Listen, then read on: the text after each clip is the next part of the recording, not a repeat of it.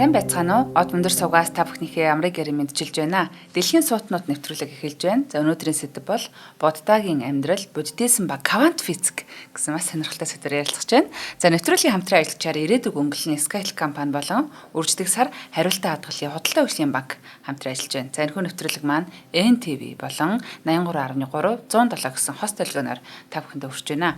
За яг одоо хотод улсаа Ланжо хотоос физикч бэлгүүнтэйгээ холбогдоод байна. Өдрийн мэнд төргийн бэлгүүнэ. Өдрийн мэнд сайн байцгаана уу. За одоо физикч бэлгүүнээ одоо физикийн онл ярьжсэнийг мэдхээс одоо яг энэ бурхтын тухай, буддын шашны тухай ингэж ярьж байгаа сонсох бас их сонирхолтой байна.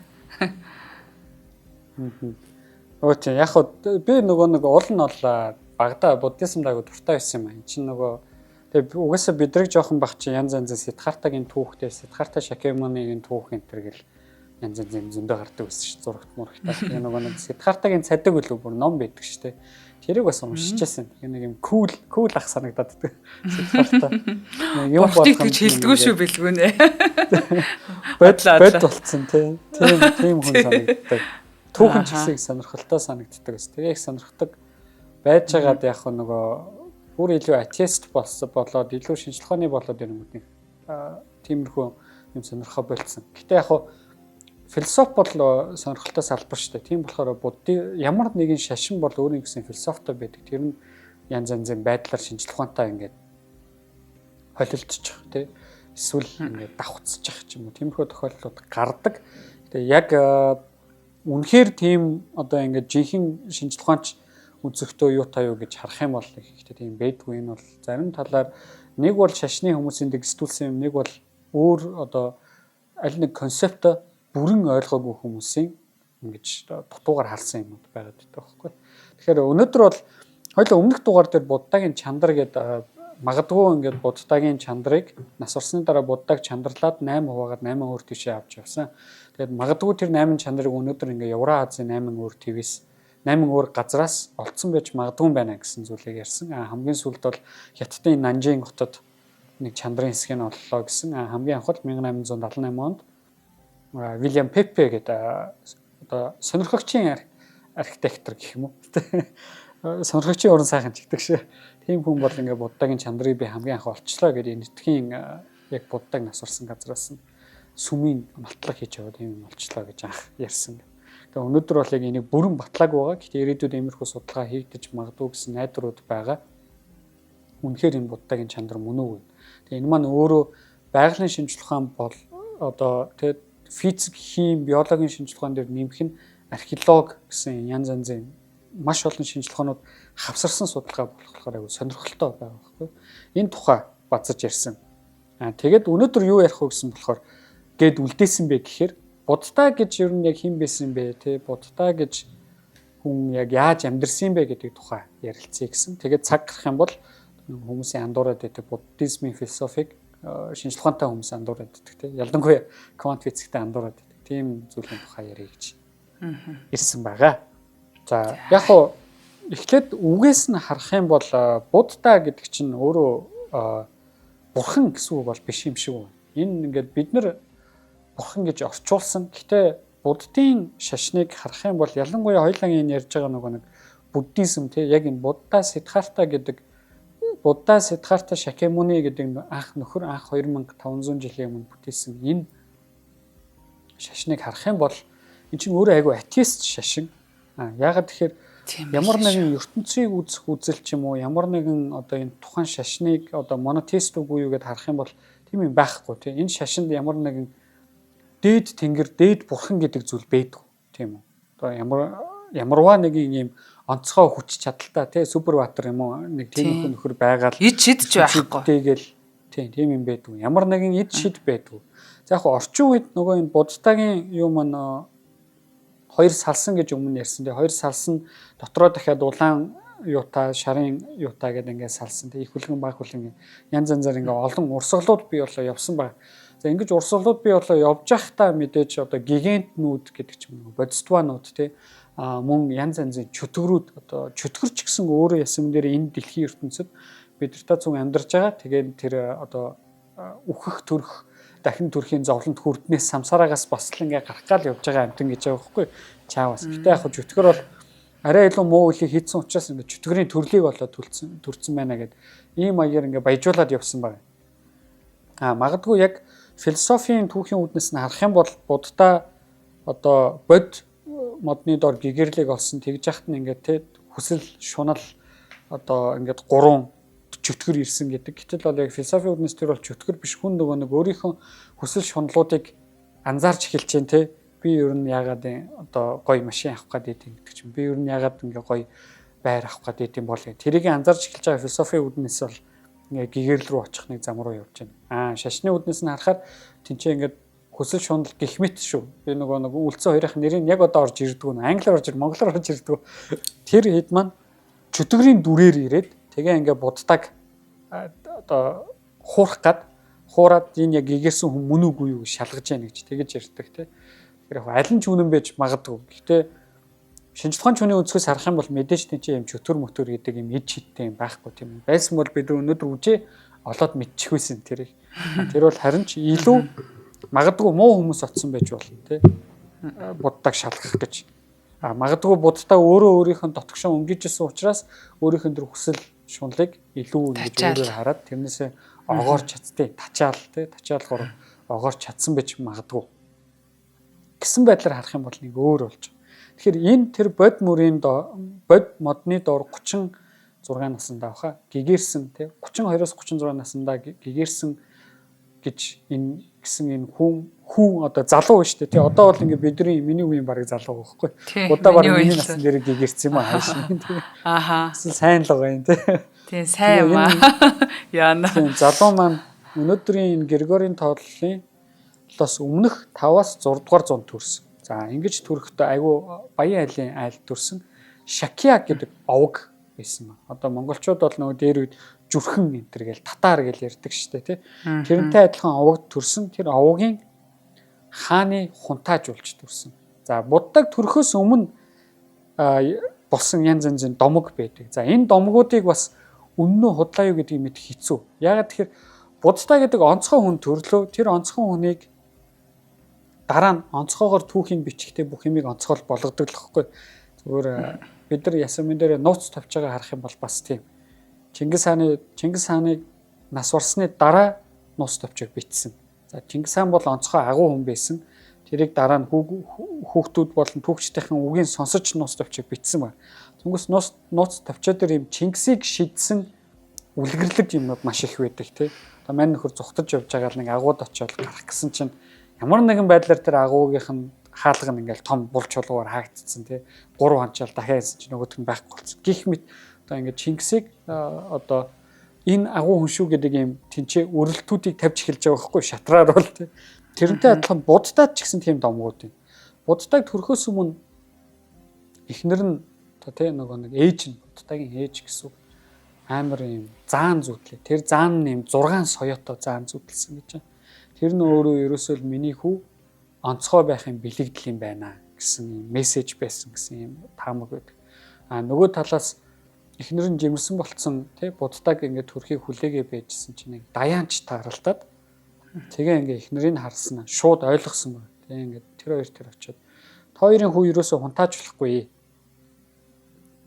Таны ингээд хаан ширэгч ингэж өв залгамжилж авч явахгүй. Наад нөхөр чинь ерөөсөө нас бийд хүрээд гэрээ орхиж яваад тэгээд даяанчуулаад бидний энэ самана хүмүүс буюу энэ даяанч залбирдаг энэ хүмүүсийн маш олон жил хүлээж исэн тэр онцгой нэгэн болно. Тэгээд бидрийг гэгэрэлд хүргэх тэр онцгой одоо chosen one matrix-ийн нөгөө matrix-гийн киноны хэллэгээр бол тэ сонгогдсон нэгэн chosen one гэж хэлдэг шүү дээ. Тийм тэ сонгогдсон нэгэн болно гэж хэлсэн ба. Тэгсэн энэ нь аавд нь таалагдаагүй. Ягаад тэгэхээр энэ хоёр ч ерөөсө хүүхдтэй болох гэж маш олон жил хүлээгээд хүүхд олохгүйсэн байхгүй айгүй харамсалтай. Гэтэл манай хаан ч нөгөө өв залгамжлах те удам яах гэдэг үлээ. Судраа залгуулах, үргэлжлүүлэх тийм хүү хүлээгээд байдаг. Тэгсэн байдгүй. Тэгээ ингээд юм хэцүү байдалд орсон байсан. Хаан тэнцээ юу гэж хийцэн гэхээр за миний хүүхэд төрн би ингээд юм тусгай ордон барьж өгөн. Тэр ордон нь бол ингээд орчин үеийн зүгээр хөгжилтэй хэлгээр хэлэх юм бол нөгөө нэг англи хэлний вакуум сургалт гэдэг шиг бүх юмнаас ингээ вакуум болцсон. Ямар ч тийм гадны хүн тийшээ ордгоо тий. Зөвхөн сонгогдсон зарцнаар сонгогдсон хүмүүс л тийшээ орно. Зөвшөөрөгдсөн хүмүүс л ордог. Тийм ийм ордон барьж өгсөн байна. Хүүхдэд зориулаад, хүүхдэд зориулаад. Ингэж ордон барьж өгсөн юунаас л ерөөсөө сэргийлсэн мэхээр ерөөсөө буддаг хол явуулахаас сэргийлсэн. Яагаад тэгэхээр нөгөө даяанч самана маань хаанд юу гэж хэлсэн мэхээр эн чинь ерөөсөө ингээд амар өндөр ийм оюуны чадамжтай тийм сэтгэлийн ийм гэгэрэх чадамжтай ийм хүн ингээд зовлон гэдэг зүйлээс бидрийг гитгэлгэн. Тэгэхдээ энэ хүн чинь зовлон өөрөө ойлгоно гэж хэлсэн. Тэгсэн аав нь тийм чи хүүхдээ эрхлүүлж байгаа байхгүй. Өө яа энэ хүүхдэд би ерөөсө зовлон үзүүлчихгүй өсгөчих юм бол ер нь бүх гэр бүлийн аав ээж нарт хийдэг байх тийм хүүхдээ зовоогод гэдэг хүн бол байдаг баг. Нүдний цэцгийн мэт хайрлсан байна. Тийм нүдний цэцгийн мэт ингээд өсгөчөө ерөөсө.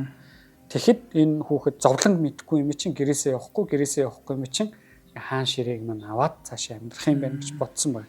Яг логик байж болох л бодлоо байс тээ. Тэнд нэг лам тэгээд хамт зэрэгээр нь хийчихвэл болчих штэ тий. Тэгээ болчихно гэж бодсон. За одоо ингээд хоёлаа хамтран ажиллагчаа ярьчаад тэгээ үргэлжлүүлээд будтай төрөөд яг юу болов гэдэг юм ярьцгаая тий. За будтай төрөөд биш шүү. Будтай маань мэдлээ тэгээд уучлаарай. Мая гэхээсээ мэдлээ да. За манай нэвтрүүлгийн хамтран ажиллагчаар манай Худалдаа хөгжлийн банк маань од мөндөртэй шинжлэх ухааны танин мэдхүйг одоо дэмжиж хамтарч ажиллаад байгаа. Тэгээд үрждэг сар гэдэг яг одоо энэ таны хадгалсан хуримтлалыг үржүүлж өгөх юм сарыг яг одоо санал болгоод байгаамаа. Тэгэхээр Худалдаа хөгжлийн банкнаас хэд хэдэн одоо мөнгө хадгалах юм боломжуудыг та бүхэнд санал болгоод байгаа. За үүн дотроо бол хариултаа хадгалъя гэдэг маш юм одоо тав тухтай үйлчлэгийг та бүхэндээ бас танилцуулаад байсан.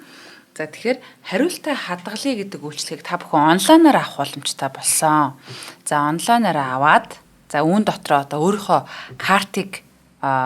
картгүй бол карта захиалаад за нэмэх нь одоо энэ хадгаламж хийх карта бас мөн холбох энэ бүх үйлчлэгийг ингэж онлайнаар та авах боломжтой болсон. За тэгээд яг энэ хариултаа хадгалахын үйлчлэгэндээсээ 25,000 төгрөг одоо хүртэл хуримтлалыг хэрвээ та үүсгэж цаацсан болвол Худалдаа хөгжлийн банкнаас одоо нэг удаа таны энэ 25,000-ыг 2 дахин үржүүлж өгье буюу 50,000 төгрөг болгож өгье гэдэг ийм урамшууллыг яг одоо зарлаад байгаамаа. Тэгэхээр энэ урамшуул маань 4-р сарын 12-ыг хүртэл явагдах тул та яг одоо хадгаламж бас нэхэр төлж санаж байсан бол энэ урамшууллыг бас дэлгэмдуулаад гэх юм уу те өөрөө өөртөө бас мотивац өгөөд гэдэг шиг одоо яг одоо бас энэ онлайнаар нь юм уу эсвэл өөртөө ойр байрлах Худалдаа хөгжлийн банкн дээр очиод энэ үйлчлэгийг бас аваарай гэж уриалж байна. За яг урд өмнө бас энэ хариултаа хадгалгын үйлчлэгийг идэвхжүүлсэн хүн байх юм бол бас илүү дэлгэрэнгүй мэдээллийг Худалдаа хөгжлийн банкныхаас асуугаараа яг бас тайлбарлах гэхээр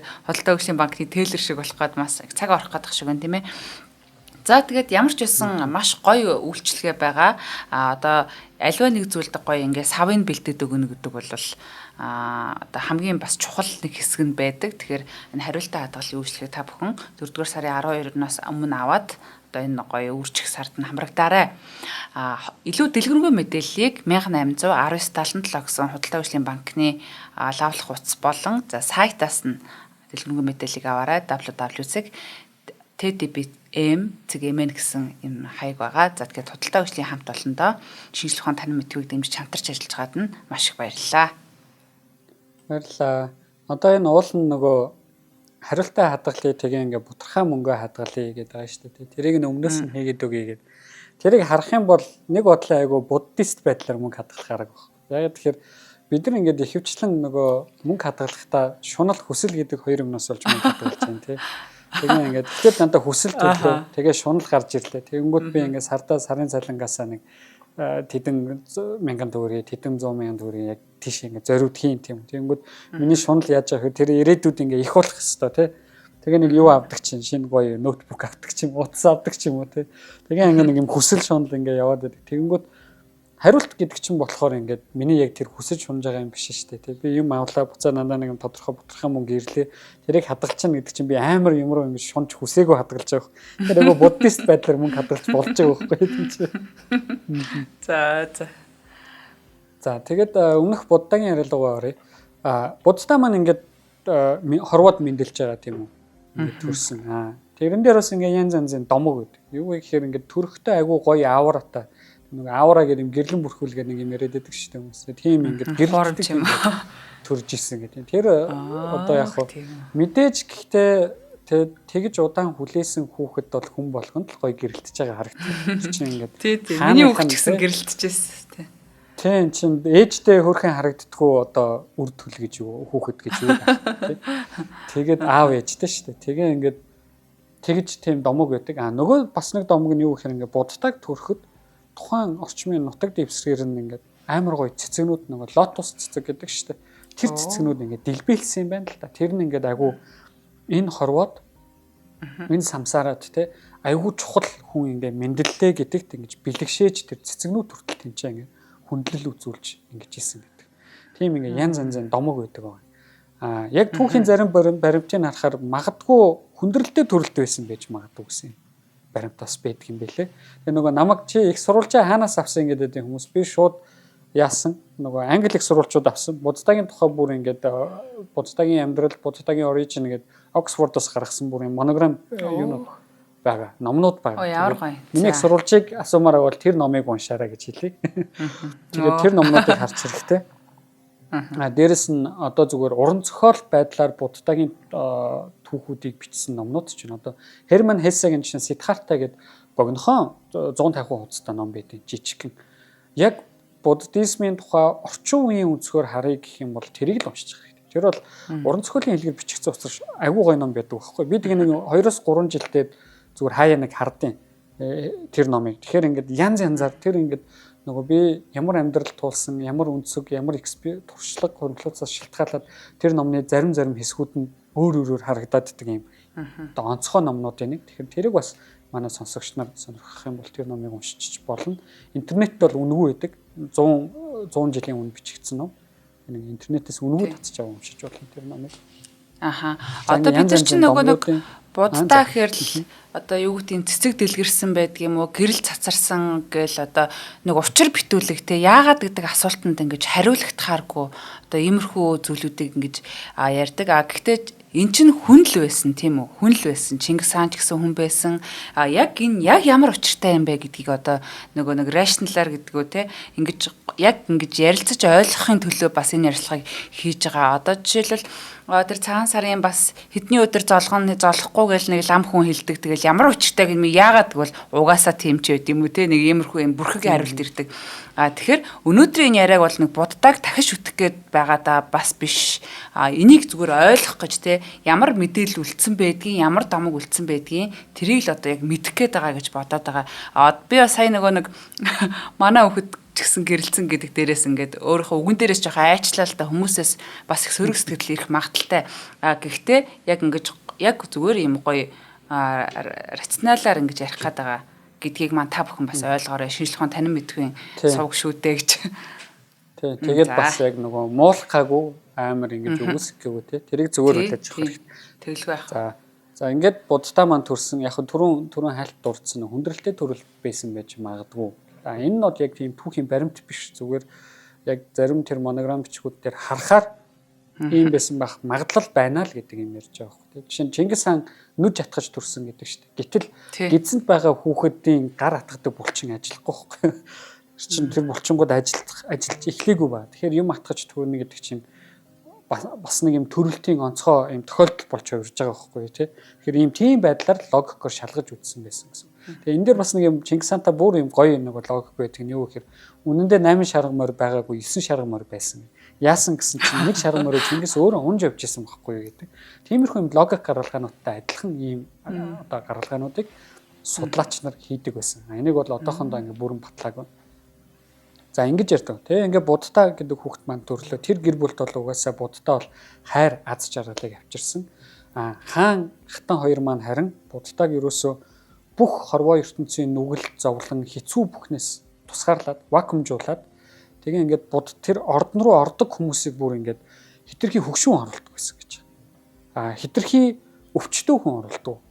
За тэр ордон дотор хүн нас барах юм бол ерөөсөө буддаа одоо төрсөн нэр нь Сиддхарта шүү дээ. Сиддхарта Шакьямуни. Сиддхартагаасаа ингээд нуучдаг тэр бүх юмыг. Тэгээ манай хүү бол ерөөсөө тэндээсээ гарч ч үзээгүй. Хорвоо ертөнцийг тэр том ордноороо л төсөөлдөг. Бүх юм нь ийм гоё гэрэлтсэн сайхан тий. Хүн тэнцээ нас бардаг, хүн тэнцээ өвдөж болдог энийг юусэн мэдгүй. Тэгээ ингээ насанд хүрэх хүртлээр буддаа бүр ханиад ч хүрч үзээгүй. Өвчнөж тусаж үзээгүй. Тэгээ өөрт нь үйлчлдэг зарц, өөрт нь ингээд ордонд нь байдаг хүмүүс нь бүгд ингээд залуухан гоё юмсаа. Нүдэн дээр нь өгшөрж байгаа хүмүүс нь аав ээж нь л байсан баг. Ийм орчинд өссөн. Нэгсэндээ ерөөсөө л одоо бөмбөрүүлсэн байгаа байхгүй манай хүн л те. Тэр ордон дотор хотгийн мэлхий гэдэг шиг нөгөө ордны л яг хүн болгол баг. Тийм, ордноос өөр ертөнц байдаг гэдгийг мэдгүй хөөхд өссөн байгаа юм чинь боддоо. Сиддхарта. За ингэж өссөөд манай Сиддхарта 18 хүрлээ. Наспэнд хүрсэн хаана нь хажуугийн юунаасаа тосгодуудаас одоо гүнжүүдийг цуглуулад тэгээ нөгөө гүнжүүдийг цуглуулна гэдэг чинь яаж байгаа штэ. Мань нөхөрт нөгөө нэг эхнэр олчих гээд хатан тэгээ монголоор юу гэж хэлдэг вүлээ? Гүнж юм.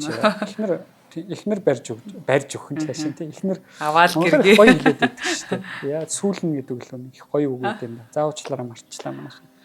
Тэгээ ингээд эхнэртэй болох гээд сүй тавих. Гүнжүү танилцуулаад сүй тавих гээд. За тэр ингээд 4 гүнж авчирсан гэдэг. Тэгээ тэр дундаас Ясудара гэдэг эмэгтэй бол манай хүнд айгүй таалагдсан. Энэ нь болохоор Колия гэдэг хажууханд нь байдаг овог аймгийн тийм ийм гүнж байсан ба. За ингээд энэ хоёр хоорондоо нийлээд эхнэр нөхөр болоод за энэ үед энэ бол ингээд энэ буддагийн түүхийн нэг перспектив шүү манайхан. Энэ түүхээр нь юу гэдэг вэ гэхээр энэ үед хаан алдаа гаргасан гэдэг байна. Яагаад тэгэхээр юутай болчлоо. Эхнэртэй боллоо тий. Тэгээ ингээ хаан ширээг юусэн гэж өв залгамж суухан тодорхой боллоо. За бүр баталгаажуулсан юм юу болсон гэхээр будд Сиддхарта маань хүүтэй болсон. Рахула гэдэг хүүтэй болсон байна. За рахула гэдэг нь өөрөө юм амьдрал тогтох гэсэн утгатай юм уу да монголоор тий. Би бас буруу орчуулж яж магадгүй шүү. Яг гоё нөгөө нэг энэ хэлийг мэддэг хүмүүс нь засаад гоё коммент бичээд өгөрөө. Тэгээ энэ нь өөрөө бас буддаа ингээд өөрөө энэ материаллог энэ амьдрал байгаа шүү дээ. Самсараад юм үлдээсэн нэг зүйл нь рахула хүүхэд нь гэдгийг илэрхийлж байгаа гэсэн юм домог зүүн тайлбар байт юм билээ. Тэгэхээр юм хүүтэй болсон. За тэгээ хаан тэнцээ яасан гэхээр ерөөсө буддаг батаранд нь хийчлээ гэж бодож байгаа хгүй тий. Ерөөсө манай хүн юу болох нь тодорхой. Хаан болох нь тодорхой болчлоо. За тэгээд буддаа нөгөө нэг насаараа л ингээ гуйдаг байсан юм. Тэр ордноос гарч үзээл та би. Тэгээд тэрийг нэг удаа зөвшөөрөөд чи ингээ ордноосоо гар ямар том эзэнт гүрэнтэй гэдгийг олж мэд тий. Тэгээ ингээ ордноос гарсан буддаа. За тэгээд тэнцээ буддаа нөгөө алдарт дөрвөн өөрийнх нь амьдралын нөгөө дөрвөн ийм одоо фейсинг нүүр тулж байгаа тий дөрвөн ийм хэцүү зүйл дөрвөн учрал. Тийм дөрвөн учрал. Гурав нь хэцүү л тий нэг нь бол ийм онцгой зүйл байсан. Мэдээж эхнийх нь юу гэсэн бэхэр манай буддаа ингээл гадуур гудамд ингээл явж исэн чинь айгүй хүнд өвдцэн хөгшин хүмүүс харсан баг. Тийм хөгшөрдөм байх гэдэг юм мэдсэн. Тэгээ ингээ шоконд орно шүү дээ. Тэр чинь тийм юм мэддэггүй байсан хүүхд чинь гайхаад. За ингээ явж исэн өөртөө нь адилхан бараг ингээд үеийн хүн нас орцсон тэнцээ. Эсвэл ингээ өвдцэн. Тэгин чинс юу харж ийн хөө би чи өвдөж болт юм биш гэдэг харсан. Хүн чинь хөгшөрдөм байна. Хүн чинь өвддөм байна. За төгсгөлд нь юу харсан гэхээр үхэл харсан. Хүн чинь үхдэм байна.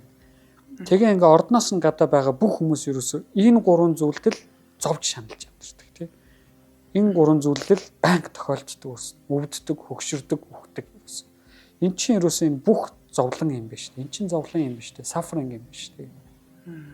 Тэгэж ингэж хараад. Тэгээ ингээд агуу сэтгэлээр унтсан нэлээд хүнд болцсон нөхөр тийм. Хямран штэ хүн амар хямарсан ба. Ордон руугаа буцаа явж исэн чинь тэнд нэг зүгээр нэг юм орхимж хайцсан.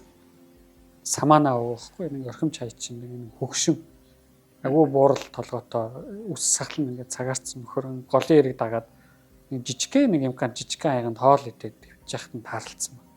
Ингээ харсан чинь нөгөө ингээ шууд харагдангуутаал айгүй энгийн те нэг юм үнтэй ч юм өмсөөгүй ихч хоол идээгүй тэгснээр нэг гол дагаа суудсан. Тэгээ ингээд айгүй юм жаргалтай одоо их тайван харагдсан байна л да манай Сиддхарта. Тэгээ Сиддхарта тэр нөхөртөө очисон чинь тэр нөхөр юм даянчилж амьдардаг, бяцлахлаж амьдардаг. Яагаад тэгж байгаа хэрэг ерөөсөө юм материаллог ертөнцийн энэ материаллог шунал хүслээс татгалцсан тий. Тэгээ ийм амьдрал нь бол өөрийг нь ийм илүү ийм одоо тайван амьдрал, гоё тайван зөв амьдрал руу ингэж аваачиж байгаа гэж. Тэр нь буддад айгу хүчтэй, Сиддхартад маань айгу хүчтэй сэтгэл төрүүлэхгүй. Тэгээ бодож эхэлсэн байна. Нөгөө нөхөр чи ордон руугаа буцаад очихдоо ерөөсөө маш том даалгавар тэгээд очиж байгаа. Яг одоо нөгөө энэ даалгавар гэж яагаад хэлж байгаа хэрэг ерөөсөө бүх шашны хүмүүс шашингаа бий болгохдоо ямар нэгэн байдлаар даалгавар тээчдэг тийм чи. За тэр даалгавар нь ерөөсөө л би хүн төрлөختөнг энэ зовлон шаналлаас нь яаж гарах вэ гэж бодсон. Тэр нь өөрөө буцаагаад бодож байгаа тэр шүн боддоо өөрөө юуг ойлгосон бэхээр би хүн төрлөختөнг зовлон шаналлаас нь гаргана гэдэг чинь би өөрийгөө эхлээд шаналлаас гарах хэрэгтэй юм байна. Би өөрөө энэ шаналл гэж юу вэ гэдгийг ойлгох юм байна. Шаналлаас гарах замуудыг мэдэх хэрэгтэй юм байна. За тэгэж гарч яваад браманууд одоо нөгөө тухайн шүн нь манай буддаа ордноо орхиж явсан нууцаар тэгээ орхиж яваад нөгөө гой үнтэй хувцас те бүх юм хаяад зүгээр нэг юм орхимч нүмер. Нөгөө энэ юу хэлж байгаа гэхээр нөгөө материаллык шунал хүслээсээ тэгж татгалзаж байна те. Нэг гэсэндээ би ийм үнтэй тансаг гой хувцас өмсөх хэрэггүй. Миний хувцас намайг дулаахан байлгаад миний одоо ингээд биеийг халахалж ивэл болох юм байна. Тийм хувцас өмс одоо юм. Тийм байдлаар орхимжоо нүмерсэн. За тэгээд үсээ тайрсан. Өөрөө юм урт үстэй, их гой үстэй байсан. Тэр амар гоё үсээ тарьсан өөрөө бас дахиад надаас гарч байгаа энэ гоё юм юу байх хэсгүй материаллык юм байх хэсгүй би энээс татгалзсан. Тэрнээс татгалзаад за тэгээд одоо нөгөө гэгэрлийг хайж штэ зөв амьдралд очих замыг хайгаад тэгээ ингээд эхлээд бясалгал хийдэг даяанчилдаг хүмүүсийг дагаж яваад тэднээс хэрхэн бясалгал хийх үү хэрхэн даяанчлах уу гэдгийг сурж байгаа. За тэгэхдээ давхар мөн одоо ингээд тансаг хоол идэх албагүй тий би өдөрт нэг юм уу хоёр идэхэд болдог. За тэр нь бүр ингээл амар үнэтэй тансаг юм байх албагүй. За бүр болж игэл амтны амт таслаагүй байвал болж гин гэх мэт. Тэгээ энэ амьдралын хэмнэлүүдийг сурсан.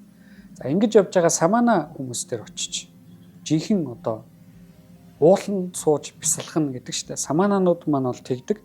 Ууланд суугаал бясалгаал тэгээ гэгэрл рүү хүрэх гээд байж идэг ийм хүмүүс аахгүй.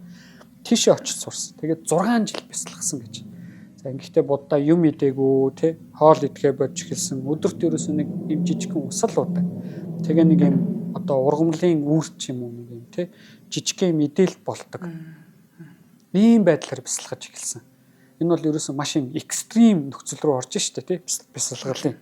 Маш экстрим нөхцөл рүү ороод би гэгэрл рүү хүрэх юм байна. Тэгсэн манай хүн чинь өөрөө их ухаантай хүн байгаа байхгүй юу? Юуг анзаарсан гэхээр би ерөөсөө бүр ингээд өөрийнхөө биеийн одоо миний биеийн хэрэгцээ байгаа шүү дээ. Би ядаж юм жоохон ч гэсэн энерги нөхөх юм хоол идэхгүй бол миний толгой самуурж जैन тий. Ингээд зүв сэтгэж чадхаа болж जैन. Тий амиа зогоох тийм юмд хэрэгтэй юм байна нөгөө талхны дөөл гэдэг шүү дээ. Нэг юм ядаж нэг талхад ч хэрэгтэй. Тийм юм хэрэгтэй байна гэдгийг анзаарч эхэлсэн байгаа байхгүй. Тэгээд энэ 6 жилийн хугацаанд энийг анзаарч эхэлсэн. Мөн өөр дээр нь хүмүүс өөрийг нь шалгаж ирж байгаа. Зориуд ингээл хоол өндөртүүлдэг те муухай үлсэж өгч байгаа шүү дээ тэр чи өөрхийн амт. Эсвэл ингээл нүдэн дээр нь хүмүүс одоо ингээд хурцл үлддэг. Гой хүүхэн ирээл те үтдэг өөрийг нь. Тэр бүгдийг бол төвчж чадсан. Гэтэ энэ бүгдийг би төвчд бяцлах чинь би ингээд те дээд одоо самана бяцлахлаа хийж гин. Гэгэрл рүү очихгоо те гэгэрсэн нэг юм болох гээд. Гэх юм да. Өөрөө бол юу гэж бодож байгаа хэрэг зөв амьдрал руу очих гээд байгаа шүү дээ те. Тэр энэ бүх юмыг огоороо тэгсэн нөгөө тархи толгоон тэмчээд хит их одоо үлсснөөс болоод тэр чинь ингээ зөв ажиллаж чадхаа болж байгаа хгүй. Бид нар хүртэл нэг юм 24 цаг хоолгүй явчихд яадаг үлээ тий. Толгой тархи тэмчээ бүр ингээл манарч эхэлдэг шүү дээ юм чинь бүр. Ийм байдал руу орсон. За ингээд буддаа маань самана нарыг орхиж яваад тэгсэн самана нар маань буддаа манай Сиддхартад айгуу дургуун анц. Ерөөсөө уул нь ингээд Сиддхартад айгуу их юм найдвар тавьсан байсан. Энэ л тий энэ залуул тийш бидрийг дагуулах нь гэсэн. Нөгөөх нь энэ бас буруу байна.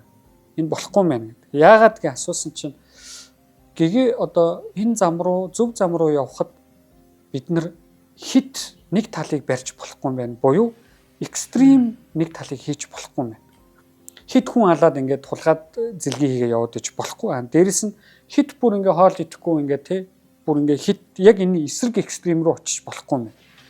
Зөв зам юу юм бэ гэхээр магадгүй бидрийг яг алтан дундаж гэж хэлдэг штэ юмд тий. Голчийг бариад явж явах хэрэгтэй юм байна гэсэн зарчмыг өөртөө суулгаад тэгээ ингээд өдөрт яг өөртөө болсон хэмжээндээ хоол иддэг тий туслах хүн ингээ хүнээс өөрт нь юм хэрэгтэй болох юм бол хүнээс юм гуйдаг яг ингээ юм энгийн байдал. Гэтэ тэрийг хэтрүүлэхгүй. Одоо шинэ хэтрүүлнэ гэдэг нь юу гэхээр өөртөө ямар ч шаардлагагүй хувц авахгүй ч юм уу тий. Шаардлагатай хувцууд нь байж хад л болж идэг ч юм уу тийм. За цадсан бол нэмж идэхгүй гэдэг ч юм уу тий. За ингээд өөрийнх нь оромж нь өөрт нь болж ивэл болоо. Бүр ингээл амар том орд харш тий ямар ч шаардлагагүй өөрт нь.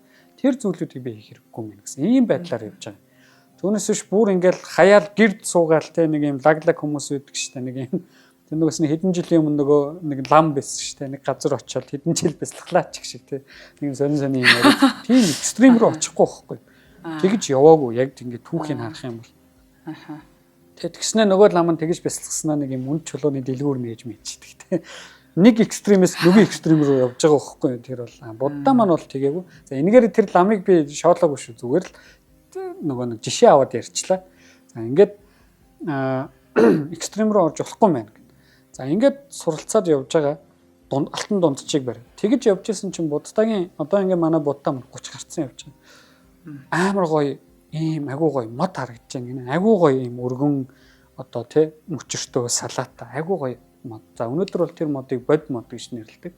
Тэр модны доор очиод бясалгасан буддаа. За ингээд 7 хоног бясалгасан буюу 49 хоног бясалгаад энэ хүмүүс жинхэнэ утгаараа энэ одоо самсараагаас гарах буюу үхэх, төрөх, дахин төрхийн энэ амьдралын хүрднээс гараад дахин төрөхгүй болж байгаа тий. Тэгээд нөгөө хүн болгоны энэ шунлаас бас гараа явчихж байгаа. Хүсэл шунлыг хүсэл шунал бол зовлонгийн үндэс юм байна. Энэ одоо нөгөө хоёул өмнөх дугаар дээр ярьсан шүү дээ 4 дука байгаа тий. Зовх нь үнэн, шаналх нь үнэн. Гэтэ энэ хүнээс болж байгаа учраас энэс гитлэх нь үнэн гэдэг. За энэ дөрөв үнэн юм байна. Төгсгөлд нь энэ дөрвөөс гитлэх 8 зам буюу одоо eightfold path гэж байгаа тий. Гэгэрэл түрэх 8 зам гэдэг. Энэ нэг энэндээ хүрсэн баг. Ингээд буддаа маань гэгэрэл түрээд одоо гэгэрсэн нэгэн болоод буюу жинхэнэ утгаараа буддаа болж байгаа. За энэ буддаа гэдэг маань өөрөө бурхан биш үү? Нөгөө нэг энэ ертөнцийг бүтээдэг бүхнийг чадагч бурхан биш. Буддаа гэдэг бол өөрөө гэгэрсэн хүн тий. Энэ одоо chosen one, матрицын хэлгээр бол chosen one. Энэ хүн бол энэ хүсэл шунлыг зовлонг ойлгоцсон, зовлонгоос яаж гарахаа мэдсэн. Тэгээд илүү дутуу хүсэл шунал байдгүй. Тэгээд тэнд байгаа нэг юм ланд 200 руу явж мавдаг юм зарим төрлийн хүмүүс байдаг тий. Тийм биш болцсон тий. Ерөөсөө өөртөө байгаа бүх юмдаа л сэтгэл хангалуун байна гэдэг юм гоё үг гэдэг шүү дээ. Тийм болцсон хүн байхгүй. Тэгээд хамгийн гол нь юу вэ гэхээр хүн бол ерөөсөө нэг бол өнгөрсөнд амьдраад байдаг. Би өнгөрсөнд тэгчихгүй яв. За би бол амар тэгдэг төрлийн хүн. Бүр ингээ хар багасаа дандаа ингэж өнгөрсөн рүү ингэж тарих толгой явдаг. Яаж ч нөгөө ингэж ой санамж тэгж ажилдаг. Ерөөсөө өдөр хоногтон толгойн дотор орж ирдэг. Тийм хүн. Тэгсэн нөгөө талаар өөр хүн бусад хүмүүс яаж зовдөг гэхээр би нэг ирээдүйд нэг тэгчих юмсан тий. Би нэг тэдэн сая төгрөг, тэдэн доллар, тэдэн 100 сая төгрөг хадгалах юмсан, ингэхэмсэн. Ирээдүрөө санаа зовддог. Нөгөө өөрт нь байхгүй ирээдүрөө санаа зовдөг. Нэг гэсэн өөрт нь байхгүй буюу яг одоо өөрт нь ирээгүй байгаа ирээдүй байхгүй. Өнгөрсөн болох нэгэнд болцсон тэрийг би өөрчилж чадахгүй гэтэл тэр нь ингээл шаналал ингээл санаа зовддог. Тий. Би бол бүр ингээд маш их тэгдэг. Одоо ч гэсэн ингээл тий сарын өмнө ингээл Монголд явж байхдаа жоохон ингээд онцгой болцсон. Угаасаа хүний сэтгэл санаа ч гэсэн янз янзаар хөвдөг байсан бай. Тийм болцсон байхдаа ингээд алдаа гаргацсан. Тэрийгэ бодоол хүн шаналал яваалаа байхгүй. Тинчээ хүн ингээд тэгчдэг. Энэ хоёрд юусоо хүн ингээд ороогдоод шаналаад байт юм. Тэгмэд буддаа болох буюу гэгэрсэн хүн маань юу хэлж байгаа гэхээр ерөөсөө л энэ хоёрт амьдрдаг уу өнгөрсөн эсвэл ирээдүйд амьдрдаг харин яг одоод амьдрдаг хүн болчихж байгаа байхгүй. Яг одоог би таашааж яг одоод би амьдарч эхлэхээр илүү сэтгэл ханамжтай, илүү ингээд тайван, илүү буддаа амьдралаар амьдарч эхэлж байгаа байхгүй. Тийм хүнийг л ингээд буддаа гэдэг. Түүнээс нөө ид шидтэй хүн биш. За буддагийн хувьд бол ингээд яг түүхийг харах юм бол айхтар ид шидтэй түүхүүд байдгүй шүү дээ. Харин ч нэг юм тэг лаг юм бодтой тий сургаалууд хэлдэг. Тийм бодтой. Одоо юм ойлгож болохоор. Тийм учраас буддизм бол өөрөө маш атеист шашин бохгүй. Ерөөсөө ямар нэгэн агуу тэр тий ертөнцийг бүтээсэн нэг юм оршихур өгдөг. Жишээ нь өвчтөө хүмүүсийг имжлээгүй. Тийм. Мухаммед гэдэг хүн бол одоо манай Григорийн тооллын 500 оны үед амьдарч исэн. Тэгээд 40 хүрээд энэ бол өөрөө өнчин хүн байсан. Тэгээд Меккад амьдарч байгаад тухайн 40 хүрэхэд нь Габриэл гэдэг сахиусан тэнгэр бууж ирээд анхны одоо илчиллийг өөрт өгөөд тэгээд ингээд исламын шашин үүссэн. За тэгэхдээ Мухаммед бол ингээд би Габриэлтэй харьцсан буюу ингээд тэг сахиусан тэнгэрээр дамжуулж би Аллахтай харьцаж гин гэж байгаа. Аллах гэдэг энэ ертөнцийн эзэн тийм монотеист бурхантай тий. Христийн шашныг христианитыг харах юм бол Есүс Христ 30 наснда бурхантай ярьж эхэлсэн. Бурхан өөртөө нь холбогдсон. За тэгээд одоо Назаретийн Есүс гэдэг шүү дээ. Тэгээ ингээд бурхны сургаалыг тараасан. Гэтэ юугаар алдартай хит чид үзүүлдэг тий. Усыг вино болгож молгодог тий. Надад бол айгүй хэрэгтэй хүн байгаа байхгүй юу? Усыг вино болгож айгүй хэрэгтэй хүн байгаа тий. Винон дуртай хүн чинь. Тийм юм ич хидэд үзүүлдэг. Тэгээд бурхны илчлэлийг авчираад хүн төрлөختөнд хайр инэрлийг авчирсан чинь Ромод аваачаад яасан. Цодлоо хийсэн. Мухаммед дээр ч гэсэн төстэй түүх байгаа. Мухаммед Меккад шудраг ёсыг нэхэж очсон. Гэтэл Меккагийнхан манай Мухаммедийг шүүхэд дуудаад ерөөсө цаазаараа унгаа алдсан юм шиг байна.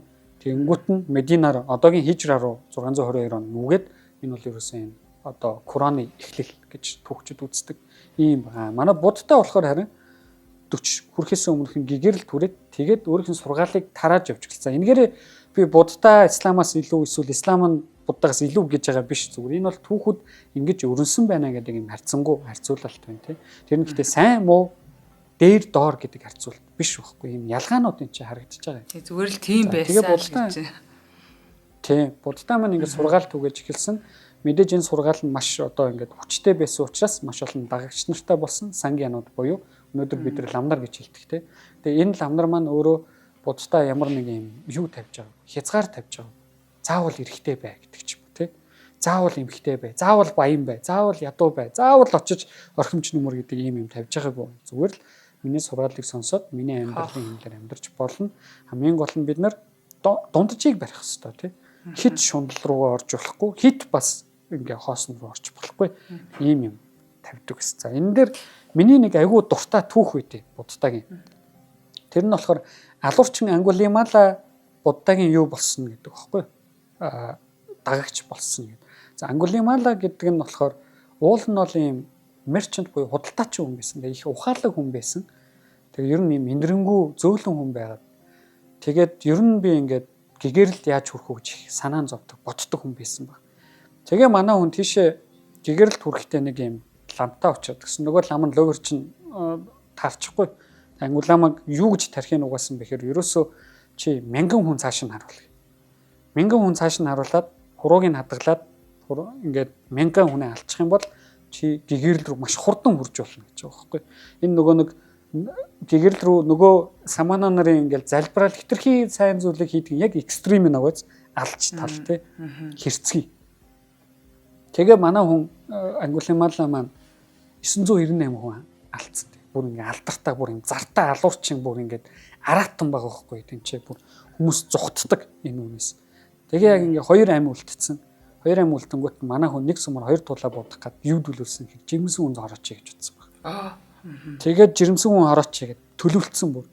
Тэрийг нь манай Сидхартаа олж мэдээд тэгээ ингээ нөгөө Ангулама чинь нөгөө жирэмсэн эмэгтэйгээ хороох гээд явж байнгут Сидхартаа замын дундаас нь гарч урд нь алхаад байна гинэ. Ангулимал Сидхартаг харчаал Google ингээл гүцчих гээл те хам хурдаараа Google гэсэн буддаа Сидхартаа ингээл 50 алхаал байхгүй айж үтэй. Ягаад ч гүцэхгүй. Нөгөө Сидхартаг гүцчихвэл цаана нөгөө хүүхэн байгаад идэг. Ягаад ч гүцэж чаддгүй. Тэгээ сүүл рүү уур нүрээд би ер нь энэ нөхрийг нухаад тэгээд дараагийн нөхрийг нухая. Тэгээ бүр ингээ гүгээд гүцэдэг. Тэгээд Ангулималаа бүр бууж өгөөд ингээд буддаагаас асуусан баг. Чи ер нь хөөе зогсож болох уу те. Гүртэй ингээд аргаа орц чи зогсож болох уу гэсэн чи манай Сидхартаа юу гэж хариулсан гэхээр Ангулимала би зогссон харин чи л зогсохгүй байна гэж хариулсан. За тэргээр юу хэлж байгаа гэхээр ингээд би бол ингээд ямар нэг амьдралдаа тодорхой юмнуудыг хийгээд зогссон. Тэгээд өөр ингээд амьдралын хэмнэл рүү орсон. Чи яагаад ингэж болохгүй гэж нэгсэндөө тэр хүнд хоёр дахь боломжийг олгож байгаа байхгүй. Энэ нь Ангулималад маш хүчтэй тусаад ерөөсө тэр өдөр энэ аллаа зогсоогоод энэ хүн буддагийн дагагч болсон. Тэгээд бас адилхан гэгэрэл төрж чадсан хүмүүс юм. Энэ нь ингээд надад нэг гоё юм юу санагддаг гэх юм ингээд хүн өөрчлөгдөж болно гэдгийг буддизм агуулсан харуулсан байгаа юм тий. Бас хүнийг хитрхийн өнгөрснөөр нь дүгнж болохгүй тий. Хүнийг үргэлж өнгөрснөөр нь дүгнэх юм бол Ангулималаа хизэж буддагийн дагагч болоод гэгэрэл төрж чадахгүй байсан гэдгийг харуулж байгаа байхгүй. Тэгэхээр их гоё түүх санагддаг надад. Хоёул хамтран ажиллагчаа ярьчаад нэвтрүүлэх юм төгсөөл хэсэг За тэгээ. Тий. Би боддог бол яг үнэнхээр одоо чин сэтгэлээсээ биширч байна өө ер нь тий. За нэвтрүүлгийн хамтран ажиллагчаар ирээдүг өнгөлн Skytel одоо high speed хамтран ажиллаж байна. Тэгэхээр high speed интернетийн хувьсгал одоо зурагтнаас салахгүй 100 хоног гэдэг урамшууллаа зарласан байна. Та 50% хөнгөлтөө одоо үн буюу 20,000 төгрөгөөр өндөр хурдны 100 мегабайт хурдтай high bundle одоо үйлчилгээний шинэ хэрэглэгч болоод 3 сарын турш Hollywood-ийн бүх шинэ киног 100% үн төлбөргүй хязгааргүй үзэх юм боломжийг та бүхэнд олгож байна. За мөн high speed, high bundle үйлчилгээний шинэ хэрэглэгчдээс Dyson брендийн шал цэвэрлэгчтэй тоос сорогч болон агаар цэвэршүүлэгч гэх хос бэлгийн 3 эзнийг тодруулна. За хамгийн хямдар, хамгийн хурдан өрхийн интернетийг та бүхэндээ санал болгож байгаа юм. High speed, айлбарт интернетийн хувьсгалыг авчирна. За дэлгэрэнгүй мэдээллийг 76 эртэгт гэсэн дугаараас та бүхэн лавлаарай. За баярлалаа. Шинжлэх ухааны танин мэдвийг дэмжиж байгаа хамт олондоо. За баярлалаа. За ингээд буддаа маань ангуламала гэдэг юм дагагчтай бас тийм иймэрхүү түүхүүд юу харуул ангуламалагын түүх жишээнд юу харуулж байгаа гэхээр хүн өөрчлөгдөж болно хүнийг өнгөрснөөр нь дүгнж болохгүй тийм хүнд өөрт нь тэнцээ өөрчлөгдөх одоо зориг хүсэл хоёр байвал хүн тэнцээ өөрчлөгдөж чадчих байгаа байхгүй тийм энэ надад бас нэг гоё таалагддаг юм яагаад вэ гэхээр хүн ямар нэгэн байдлаар нэг юм дээрээ гацаж болохгүй гэж боддог би зүгээр хувьдаа ямар нэгэн байдлаар одоо өөрчлөгдөөд тийм шинжлэгдээд өөрийнх нь бодол тэнцээ хувьсаад өөрчлөгдөж шинжлэгдээ явчих хэвээр. Энэ бол нэг бодлын ингээд шинжлэх ухаан ингэж хөгждөг шүү дээ тий. Шинжлэх ухаан алдаа гаргадаг, тэрийгэ засдаг, тэгээд дахиад шинжилдэг өөрөө. Нэг талаар энийг зүгээр ингэж хэлбэрийн хувьд адилхан юм байна гэж харж байна. Түүнээс энэ хоёр хоорондоо хамаатай гэсэн үг бол биш. Хэлбэрийн хувьд юм төстэй тий. Тэгэхээр энэ нь бол надад чухал санагдаад тий. Тэгээд нөгөө чи хизээ ийм болцсон гэдэг үг өгдөг шүү дээ. Хүмүүс нэг хамгийн гоё үг шүү дээ. Тий. Тэр ингээд тийм үг сонсоод эхлээ би онцгоор боддог гэсэн хэвгүй нэг гэсэн даа. Би өөрчлөгдөн шүү дээ гэдэг. Одоо болохоор тэр чинь намайг өөрчлөгдөж байгааг хэлж байгаа үг байхгүй. Тэгэхээр би тодорхой өөрчлөгдөж байгаа гэдэг тэгж мэдээ. Ийм үг сонсч байвал баярлж явах хэрэгтэй. Тийм. Хүн ер нь тийм гацаж болохгүй гэж боддог л та. Тэгэхээр яг ангуламалагын түүх бас яг тэрийг харуулж. Нэг юмн дээр алуурчин дээр гацчихсан бол тэр хүн баларх байсан юм байна. Хичнээн юм одоо юм болчихсон ч хүнд өөрт нь хүсэл байх юм бол хүн тийч өөрчлөгдөж чаддаг байхгүй. Энэ түүхүүд нь их гоё байдаг. За тэгэд мэдээж буддагийн тухай айгүй олон түүх байгаа тийм. Бас нэг юм жоохон би бас яг цаад гүн утгын сан ойлгодож гэсэн жоохон юм хүнд түүх нь юу гэд санагддаг гэхээр хүүхдээ төрхийн хүндрэлээр алдсан юм ихтэй буддаа дээр очиод би ингээд айгүй хэцүү байна яах вэ тий гэсэн чи буддаа чи айлууд руу ороод юм цэцгийн үр цуглуулаад ирээ. Гэхдээ тэр айлд чинь нэгч үхэл тохиогоогүй байх ёстой шүү. Тэгээ 3 хоног нөгөө эмхтэй нь яваад ирэхдээ нэгч цэцгийн үр авчираагүй ирдэг. Тэр нь нөгөө санаа нь юу вэ гэхээр ингээд үхэл үзээгүй айл үхэл үзээгүй юм хүн гэж байдгүй. Тийм болохоор энэ бол амьдралын тий нэг юм жам юм аа гэдэг ингэж харуулж байгаа гэсэн юм санаа. Гэхдээ надад бол энэ бол агай хүндэл санагддаг л да. Надад бол үхэл бол маш хүнд санагддаг юмнуудын нэг. Хүн үхэл бол ингээд одоо айл болгон тохиолддог юм байна гэдгийг ингээ харуулсан юм янз янзын сургаалууд байдаг. Тэгээ түүхэд нь бол манай сонсогч нар дахиад тий сонирхоод интернетээс кинонаас бүр янз янзын байдлаар унших боломжтой. Одоо ч нөгөө их хөлгөн, баг хөлгөн, ганжуур, данжуур эдгээр бүгдийг монгол хэлээр орчуулад гаргацсан. Энэ бол өөрөө агүй гоё түүхийн шашны үлгэрүүд гэхгүй. Тэрийг гоё уншиж болно тий. Ялангуяа ганжуур, данжуурыг уншиж болно. Агүй сонирхолтой юмнууд байдаг тэр чи уншиж болно. За одоо бүр нэвтрүүлгийн төгсгөлд юу хэлэх гэж байгаа гэхээр хүмүүс ингээд сүүлийн үед буддизм ба квант физик гэдэг хольж ярьдаг энэ хоёр зүйлийг шинжлэх ухааныг шашинтай хольж ярьдаг. За мэдээж холилддог хэсгүүд байна. Жишээ нь христийн шашныхан бурхан бол ертөнцийг бүтээсэн гэнэнгүүт манай шинжлэх ухааны их тесрэлт гэж ярьдаг. Тэгээ иймэрхүү зүйлүүд байдаг. Тэгсэн зарим хүмүүс яаж холдог вэ гэхээр буддизмын хоосон чанар гэдэг зүйл маань өөрөө квант физикийн ажиглалт гэдэг зүйлтэй адилхан байна гэж яриад байдаг. Гэтэ ийм юм байхгүй. Буддизмын хоосон чанар гэдэг чинь ерөөсөө юу ч мөнх бус гэдгийг хэлж байгаа. Бас ямар нэгэн зүйлийг тодорхойлоход нэг зүйл цор ганцаар хангалтгүй гэдгийг хэлж байгаа байхгүй. Бэлгүүн гэдэг хүний тодорхойлоход дор хаяж өндөр жин тэ мэрэгжил хил ус энэ бүх зүйлүүд нийлжиж бэлгүүн гэдэг комплекс оршихуй бий болохоос биш ганц нэг зүйл бол бий болохгүй тий. За мод гэдэг зүйлийг мод оршин байхын тулд тэнцээ хөрс хэрэгтэй, навч хэрэгтэй, тэнгэр ингээ бүх юмд хэрэгтэй. Энэ бүх зүйлүүд нийлжиж модыг бий болох. Тэгэхээр хоосон чанар гэдэг нь ерөөсөө бүх энэ бүх зүйл үнэндээ хов хоосон байхгүй байна гэсэн. Нэгсэндээ хоосон чанар гэдэг чинь юу ч мөх байдгүй, юу ч нэг зүйлээр бүрэн тодорхойлогдохгүй гэдэг юм ярьж байгаа байхгүй. Энд чинь гэхдээ хүний амьдралын хэмнэл яриад байгаа шүү дээ. ертөнцийн тэр атом яриаггүй те. Тэр атомын 99 хоосон гэдэг чинь хоосон чанартай ямар ч юм уу тэр чинь вакуум шал өөр юм бүр ингэ хэмжиж болдог юм аа. Хоосон чанар чинь хэмжиж болдог юм биш те. Тэгмэд ажиглалт квант физикт ажиглалт яадаг вэ гэхээр ямар нэгэн зүйлийг би ажигласнараа хөндөжиэдэг тэнцээ. Хөндөд өөрийнхөө ажиглахыг хүсэж байгаа зүйлийг бий болгоод гаргаад авчдаг. Энэ хоёр адилхан байна гэдэг. Энэ нь бол ямар ч бүр ингэ холбогдох боломжгүй хоёр юм. Яаж холбоод байгааг би ойлгодоггүй энийг ерөөсөө. Ийм байгаа.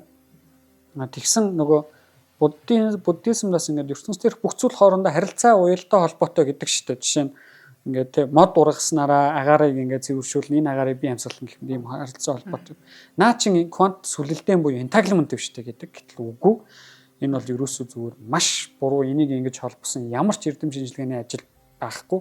Зарим юм буддизмын ажил байвал тэр бол физик ойлгоогүй юм гэсэн. Entanglement гэдэг бол тэр квант ертөнцид юм корреляц байна гэдэг систем байна. За корреляц гэдэг юу гэхээр магадгүй ханиад их тарж эхлэхээр ханиадны юм их тарж эхэлт, их зарагдаж эхэлт. Энэ бол шалтгаан үр дагавар биш. Энэ бол корреляц гэхгүй. Уялдаа холбоо гэдэг маань юу вэ гэхээр энэ entanglement-тэй яагаад холбогдох вэ? Уялдаа холбоо гэдэг чинь зүгээр л энэ байгалийн экологийн шүтэлцээ явж байгаа байхгүй юу тэнцээ тий. Тэр бол ингээ ямар ч холбогдох боломжгүй. За бүр амар хүмүүсийн ингээ холбоод галзуурдаг юм юу вэ гэхээр квант физик өөрөө ухамсар байдаг. Ухамсар өөрөө хэмжилт хийснээр ертөнцийг буюу бодит байдлыг бий болгох юм а гэдэг юм тайлбар байдаг. За энэ бол дэгсдүүлсэн тайлбар. Мэдээж би хэмжилт хийж байхдаа квант ертөнцид электроныг жоохон хөндөдөг нь үнэн тий. Спин тодорхойг багтан дээшээ болгочдөг гэдэг ч юм. Энэ бол үнэн. За гэтэл энэ маань өөрөө буддийн одоо үзлэр ухамсар чинь өөрөө ингээд ертөнцийг бий болгодог гэдэг юм та таарч ийн гэдэг. Гэтэл яг классик одоо энэ буддагийн ярьдаг гэсэн буддизмд ухамсар ертөнцийг бий болгодог.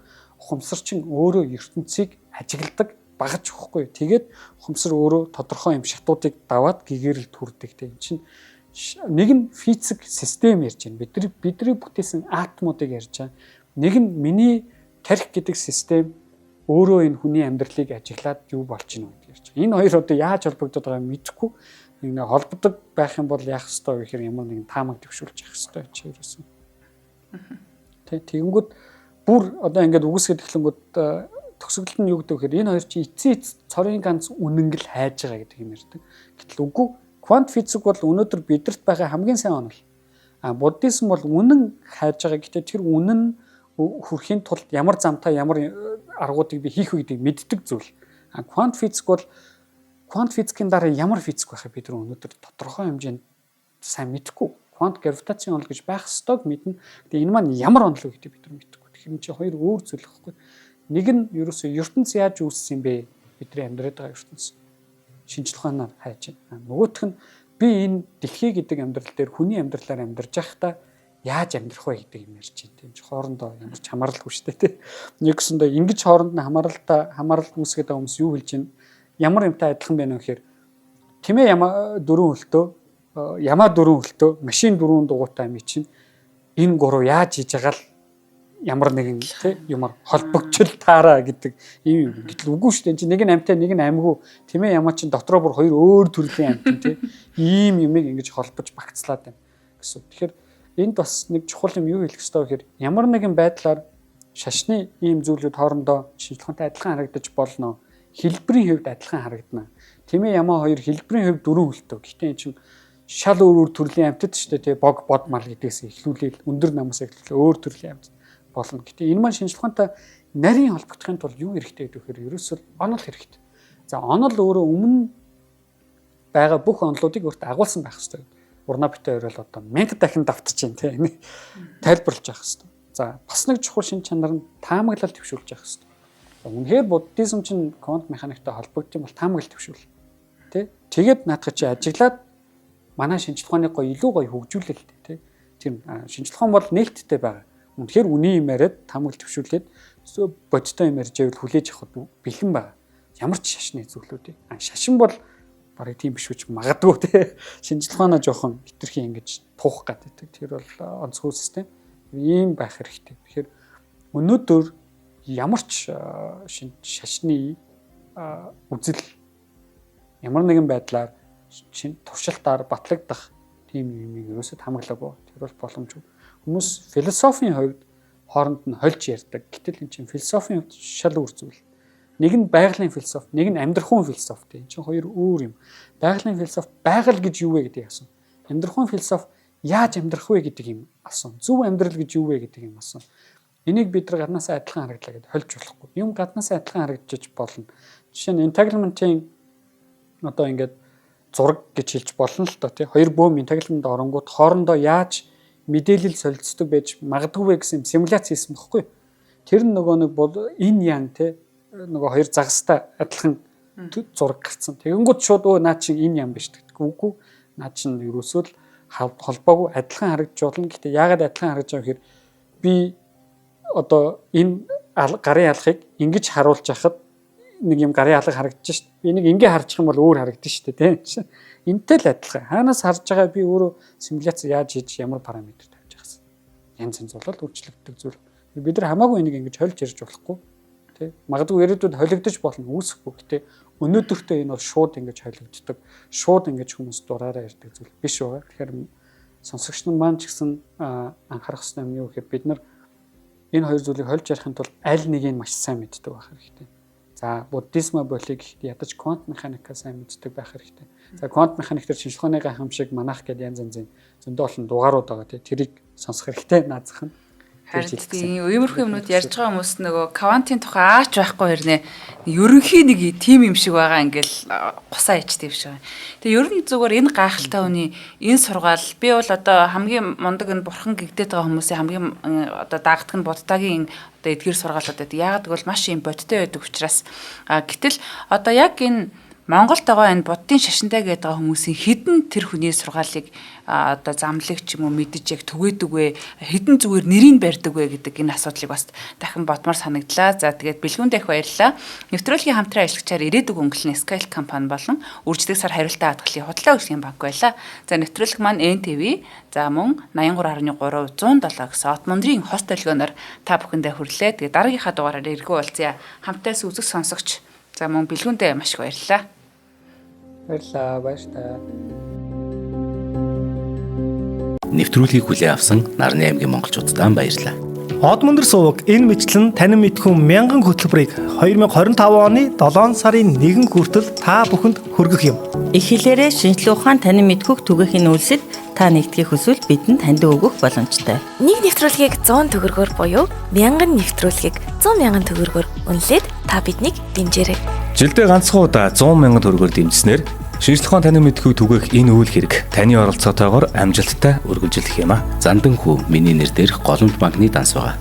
30 15 15 942 30 15 15 942 Та 100 мянган төгрөгөөр шилжүүлэхдээ гүйлгээний утга дээр нь өөрийн нэр болон утасны дугаараа заавал бичээрэй. 100 мянган төгрөг хандвалснаар од мөндөр сувгийн алтан гишүүн болох юм.